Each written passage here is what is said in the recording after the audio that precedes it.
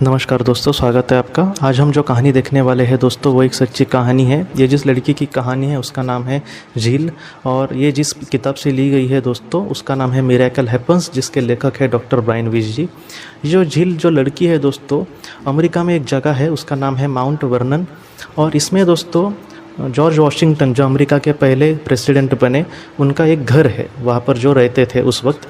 तो उनके जो घर है दोस्तों उसे देखने के लिए बहुत लोग कभी कभी जाते हैं, ऐसे टूरिस्ट जैसे। तो ये भी वैसे ही गई थी दोस्तों उसके घर, उस घर में। जब वो इस घर में गई दोस्तों तो उसको ये लगा कि वो यहाँ पर पहली बार नहीं आई है, वो पहले भी यहाँ पर रह चुकी है, या फिर इन घर के बारे में उसको सारी चीज़ें पता थी दोस्तों। और ये सारा चीज़ें उसको लगा कि हाँ ये ज़रूर वो इन सारी चीज़ों को पहले से जानती है।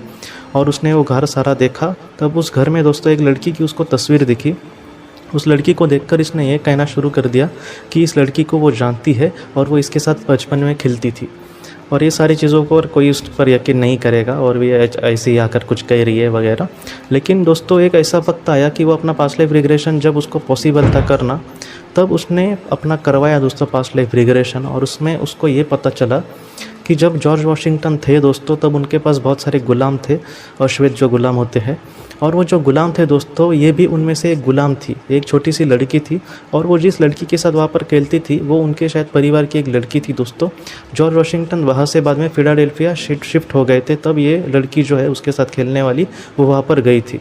लेकिन झील का उस जन्म में क्या हुआ दोस्तों, तो झील ये कहती है कि वो जो जगह है माउंट वर्नन, वहाँ से एक जगह है पोर्ट्समाउथ नाम की, वो वहाँ पर कुछ ऐसे गुलाम जो खुद गुलाम नहीं रहना चाहते थे, जो खुद आज़ाद होना चाहते थे, ऐसे जो गुलाम है दोस्तों वो वहाँ से कुछ गुलाम वहाँ पर भागकर पोर्ट्समाउथ वहाँ पर गए थे। तो इस वजह से ये जो लड़की है झील, ये वहाँ पर ऐसे ही भागकर गई थी। लेकिन जहाँ पर वो गए थे दोस्तों वहाँ पर झील ये कहती है कि उस जीवन में उसको हमेशा ही डर लगा रहता था कि कोई इनको पकड़ेगा और फिर से गुलाम बना देगा। तो इन सारी चीज़ों में ऐसे ही डर के साथ उसने वो ज़िंदगी बिताई दोस्तों। लेकिन उस जीवन में उसके साथ कुछ भी वैसा नहीं हुआ, बहुत ही अच्छे से उसने एक ज़िंदगी बिताई अपनी। और उसको एक लड़के से प्यार भी हुआ दोस्तों। वो जो लड़का था वो भी पहले एक गुलाम था, लेकिन वो भी अपनी आज़ादी के लिए वहाँ से भागकर इस जगह पर आया था। तो इस तरह से उन्होंने अपनी जो ज़िंदगी थी वो बहुत ही अच्छे से जी, उसके वो इतना बुरा भी जन्म नहीं था, बहुत ही अच्छे से जिया उसने। इसमें एक अच्छी बात यह है दोस्तों कि उस लड़की उस झील को उस जन्म का जो उनका नाम था वो भी याद आया, और वो नाम था ओनो जज।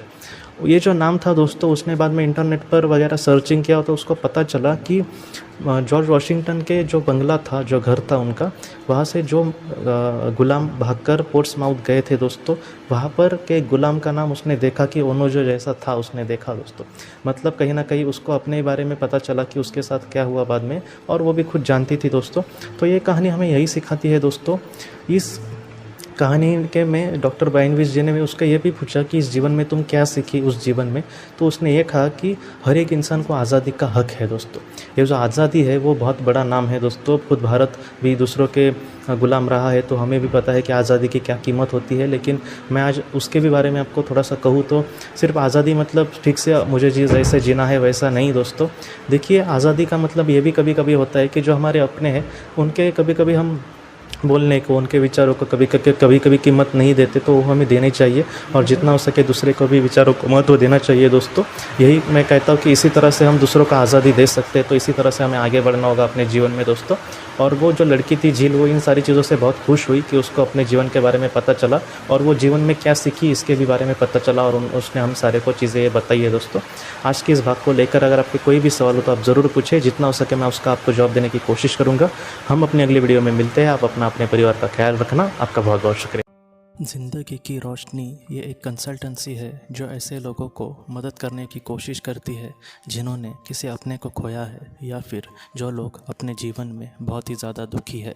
जो लोग इस संस्था के साथ जुड़ेंगे उन्हें पास्ट लाइफ रिग्रेशन की ऑडियो, ध्यान करने के लिए 5 ऑडियो, 10 ऑडियो बुक्स, और उसके साथ साथ PDF किताबें, मतलब ऐसी किताबें जो मोबाइल या फिर लैपटॉप या फिर कंप्यूटर पर आप पढ़ सकते हैं, ऐसी किताबें उन्हें ईमेल पर या फिर व्हाट्सएप पर भेजी जाएंगी।